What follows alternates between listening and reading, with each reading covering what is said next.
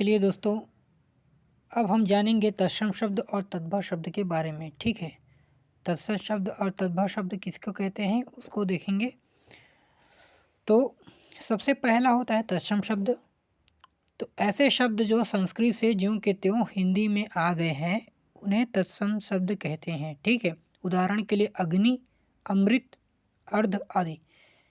ठीक है, दूसरा है तद्भव शब्द। ऐसे शब्द जो संस्कृत से हिंदी भाषा में ज्यों के त्यों न आकर कुछ परिवर्तन के द्वारा आए हों वह तद्भव शब्द है। जैसे मामा, सांप, आग, आधा, आधा आदि।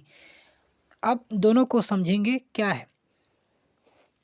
दोनों के दोनों शब्द क्या है, संस्कृत से हिंदी भाषा में आए हैं। किस में आए हैं? संस्कृत से हिंदी भाषा में आए हैं। अब दोनों में फ़र्क क्या है?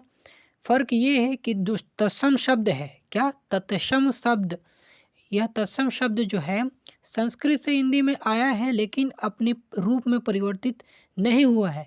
यानी कि जो शब्द संस्कृत में उपयोग होता था वही शब्द हिंदी में भी उपयोग हो रहा है।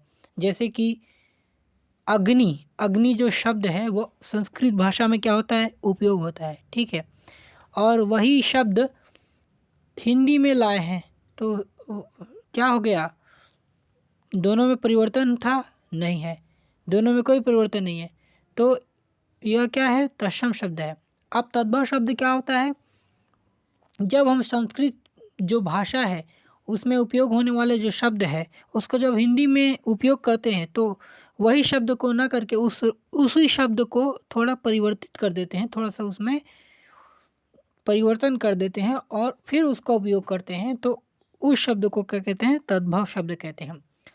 अर्थात मूल रूप से ये समझ में आता है कि जो तत्सम शब्द हैं उन्हीं शब्दों को, क्या बोला, जो तत्सम शब्द है उन्हीं शब्दों को अगर हम परिवर्तित कर दें और परिवर्तित करके हिंदी भाषा में लाते हैं या हिंदी भाषा में उपयोग करते हैं तो उन्हीं को क्या कहते हैं, तद्भव शब्द कहते हैं। अर्थात तत्सम शब्द से ही तद्भव शब्द का निर्माण होता है। ठीक है, तत्सम शब्द से तद्भव शब्द बनता है, यानी प्रथम चरण होता है तत्सम शब्द और द्वितीय चरण होता है तद्भव शब्द। जैसे दोनों प्रकार के शब्द हैं, जैसे कि अमृत क्या है, जैसे उदाहरण के लिए अमृत, इधर देखिए अमृत है, अमृत का तद्भव रूप क्या होता है, अमी होता है। ठीक है, उसके बाद गर्भिणी है, गर्भिणी का क्या होता है, गाभन होता है। छत्री का क्या होता है, खत्री होता है। छत्री का क्या होता है, खत्री होता है। स्तंभ का क्या होता है, खम्भ होता है। स्तंभ का क्या होता है, खम्भ होता है। अगम्य का क्या होता है, अगम होता है। अगम्य का क्या होता है, अगम। ज्येष्ठ का क्या होता है, जेठ होता है। ज्येष्ठ का क्या होता है, जेठ। अर्ध का क्या होता है, आधा। एकादश का होता है 11। ठीक है, अब आगे देखते हैं।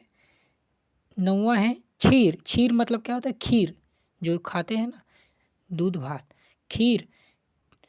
तद्भव शब्द क्या है, खीर है, क्षीर का खीर है। उसके बाद चित्रकार, चित्रकार का तद्भव शब्द क्या है, चितेरा। गोस्वामी तत्सम शब्द है, गोस्वामी का तद्भव रूप है आपका गोसाई।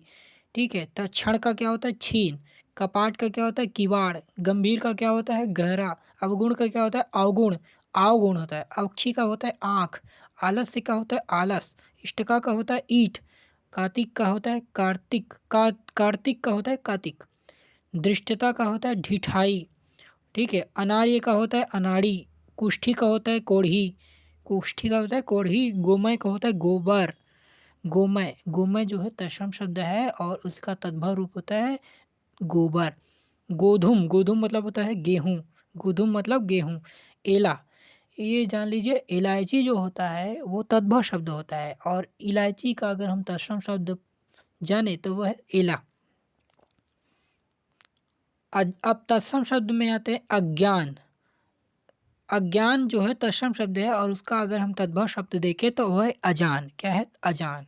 ठीक है, इस तरह से हमने तत्सम शब्द और तद्भव शब्द दोनों को जाना और मूल रूप से हमको ये पता चला कि जो तत्सम शब्द है उन्हीं को अगर हम परिवर्तित करके हिंदी भाषा में उपयोग करें तो उन्हीं को हम तद्भव शब्द कहते हैं। क्या कहते हैं, तद्भव शब्द कहते हैं। अर्थात तत्सम शब्द जो होता है प्रथम चरण में आता है और उसके बाद जो बना शब्द होता है उन्हीं को क्या कहते हैं, तद्भव कहते हैं। ठीक है, तो इस तरह से तद्भव और तत्सम शब्द दोनों स्पष्ट हुआ। ठीक है।